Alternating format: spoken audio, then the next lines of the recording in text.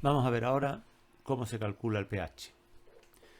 Pues bien, cuando añadimos una cantidad de ácido al agua, se altera el equilibrio de disociación, el equilibrio iónico, el producto iónico del agua, por el principio de Le Chatelier, formándose una cantidad X, vamos a llamarla X, de hidrogeniones.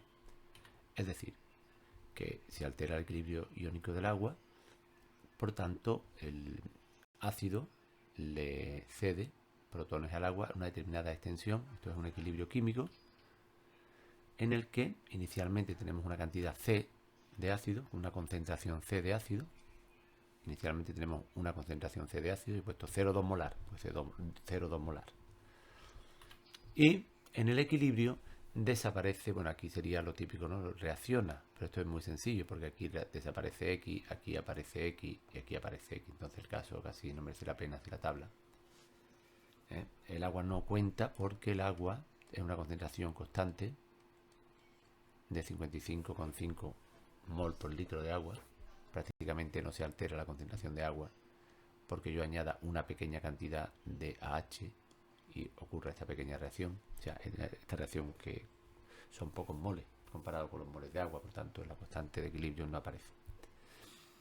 Ocurrirá que la constante de acidez de este ácido, porque claro, esta reacción no es más que la constante en la que nos sirvió para definir la constante de acidez, K sub A. La constante de este equilibrio se llama constante de acidez. La constante de acidez será esta concentración, ten en cuenta que estamos en concentraciones, en mol por litro, son concentraciones, sería esta concentración por ella al cuadrado partido por C menos X. Y esto me dará una ecuación de segundo grado que si la resuelvo, como conozco la constante de acidez y conozco la concentración inicial que he puesto de ácido, pues me permite determinar cuánto vale X. Una vez que tenga X, como X la cantidad de H3 o más, en menos logaritmo de X será igual al pH. Y así calculamos el pH cuando hemos añadido un ácido. Pero vamos a ver un poco en detalle esta ecuación. Esta ecuación que hemos puesto arriba nos sirve para calcular la X, ¿verdad? Pero la X a veces en algunos casos es muy pequeña en comparación con C. Si la X es muy pequeña en comparación con C, podemos despreciarla y la ecuación se nos simplifica quedándonos así. Claro, si la X esta que he calculado realmente, vamos a llamar X sub 1, la solución X sub 1, realmente esta X sub 1 es menor que C, porque aquí he supuesto que la X es menor que C, entonces esta X sub 1 me serviría. Si no es así, tendría que buscar una X, la X verdadera, llamémosla X sub 2, que sería la que resuelve la ecuación de forma exacta. Es decir, yo supongo que X es mucho menor que C. Y ahora calculo X por mi fórmula en la que supongo que X es mucho menor que C. Y obtengo una X. Si esta X es realmente menor que C, entonces estoy en lo cierto. Pero si esta X que he obtenido así me sale que no es mayor, sale del mismo orden que C, es decir, que sea un 1%, o sea, la X es el 1% de C, hasta ese límite en que la X es el 1% de C, podemos estar seguros de que esta aproximación es válida. Pero más allá de ese 1%, 2, 3, 4% ya empieza a fallar esta aproximación. Por tanto, al final del cálculo tenemos que comprobar que nuestro supuesto de que la X era menor que C es cierto. Vamos a ver un ejemplo. Dice, calcula el pH de una disolución de ácido sulfídrico 0,1 molar.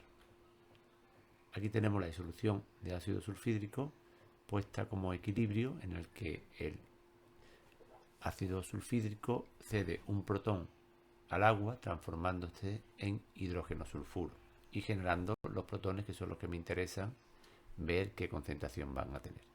Por tanto, hago la tabla de antes, 0,1 es la concentración en mol por litro, desaparece una cantidad X que aparece y ahora hago mis cálculos y obtengo que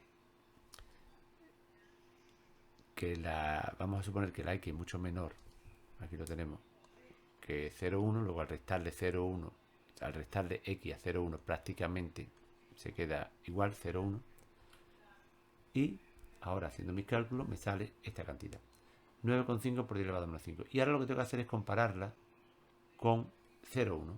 Es decir, si comparo esta cantidad, que es la X, con esta cantidad, que es la C, resulta que la X es muchísimo más pequeña que la C.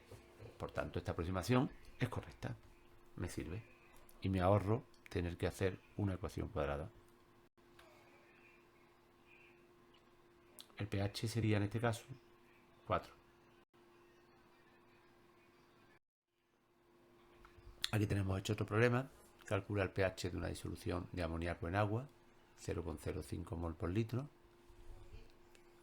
Y inicialmente nos han dado que era 0,05 mol por litro, pues lo ponemos aquí. Estos son concentraciones, ya lo sabemos, mol por litro. No son, está ya dividida por el volumen, no son moles. Aquí desaparece X y la ecuación que tenemos es análoga a la que teníamos antes, pero vamos a usar de las tablas la K sub B, no la K sub A.